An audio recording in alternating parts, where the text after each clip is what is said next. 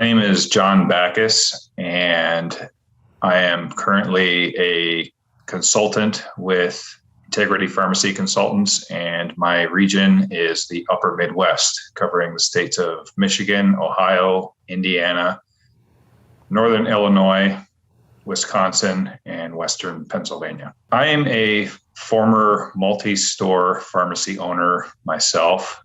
I first bought into the business back in 2010. I came aboard as a junior partner. The stores were out in Northern California. Originally, there was 2 stores that I bought into, and over the course of 11 years, I expanded it to 4 stores, 3 retail pharmacies and 1 LTC pharmacy. I bought my senior partner out in 2015, and in 2017, 2018, the remaining partner was considering retirement. And when 2020 rolled around, he had decided that he wanted to retire relatively quickly. So we started considering options for buying him out. And really, we started soliciting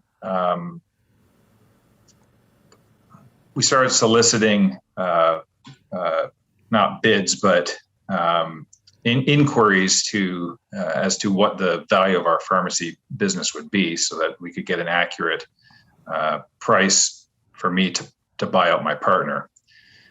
We talked with our wholesalers, we talked with other wholesalers, got estimates from them. We talked with other brokers, got estimates for them. They were all generally the same.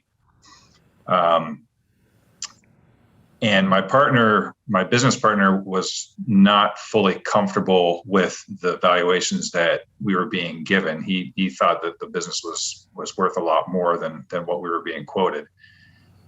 And we found Integrity through a colleague of ours who was in the same buying group as us, and she had sold her pharmacy a couple years previously. And so we contacted Sean Duffy, and I was a little skeptical. I thought, well, what's Sean going to tell us that we haven't already been told?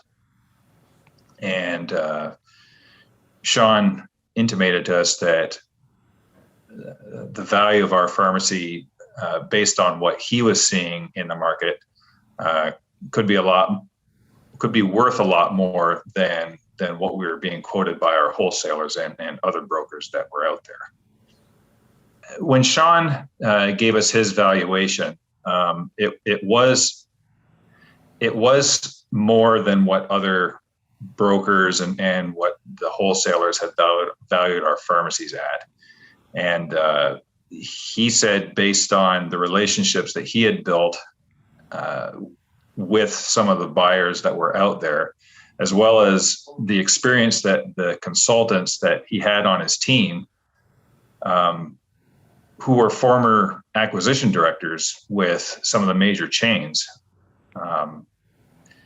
we thought, my business partner and I thought, okay, well, let's see what kind of quotes we can get from potential buyers and see where they lead, see what the price is of our pharmacy.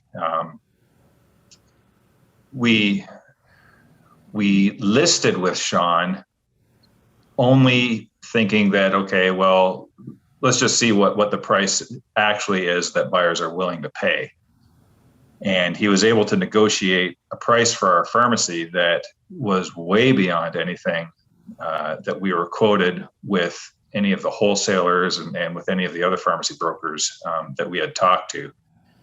And it was a life-changing amount that we were offered.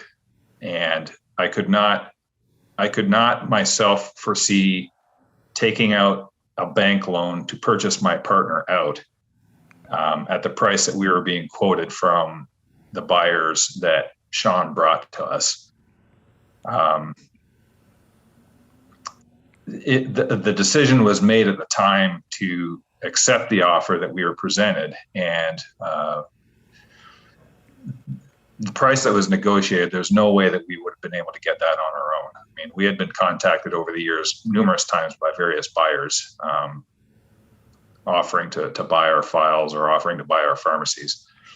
But during that whole negotiating process, that Sean went through with the buyers for our stores, we were able to maximize the amount of value, dollar value that we were able to get for our stores. A lot of the quotes that we got from other brokers and from the wholesalers, mainly focused on like file price. Okay, so file price is one aspect of the purchase price, but then there's also the inventory that you pay, and a lot of owners have a lot of money invested in their inventory. And when it came time to negotiate overall price of the pharmacy, we were looking for a golden number, or as every owner is. And some buyers are not willing to pay a certain number for the files. Well, other buyers, you're able to negotiate on the price that you get for your inventory.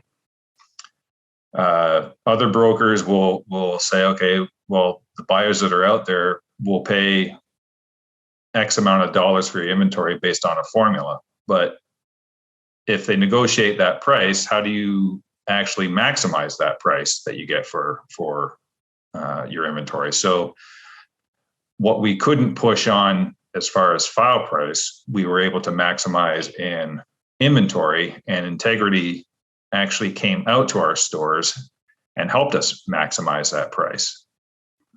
There's no way we ever would have thought of that, nor would we have been able to do it on our own had we figured out that secret recipe as far as like maximizing the price.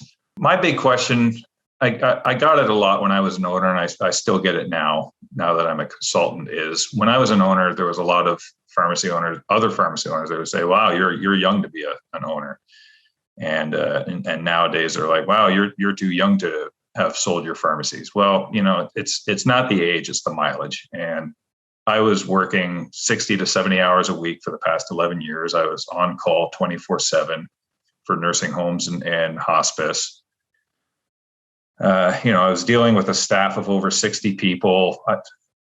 And where we were located in the country, there was a pharmacist shortage. And I tried to recruit new pharmacists to our business for the past 3 years prior to us selling, with no success. And we were on the cusp of losing 3 pharmacists to retirement and at least 5 technicians, longtime technicians, to retirement. And so I had to stand back and evaluate the business as an investment, take all kind of feeling out of it and say, okay, what's this business going to look like a year from now, 2 years from now, 3 years from now? Reimbursements were decreasing. I was going to lose a bunch of staff that I couldn't replace.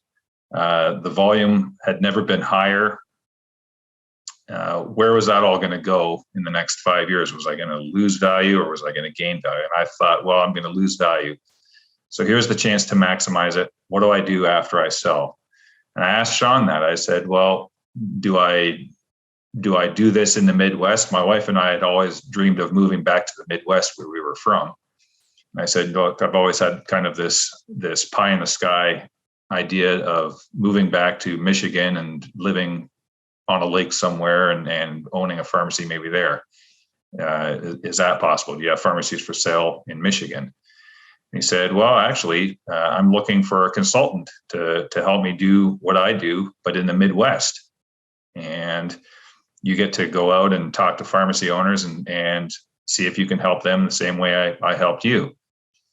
So that's what I do nowadays. And it's enjoyable. I get to see the Midwest. I drive the lonely roads of rural Michigan, rural Indiana, Illinois, all that stuff. Get to meet interesting owners doing interesting things with their businesses.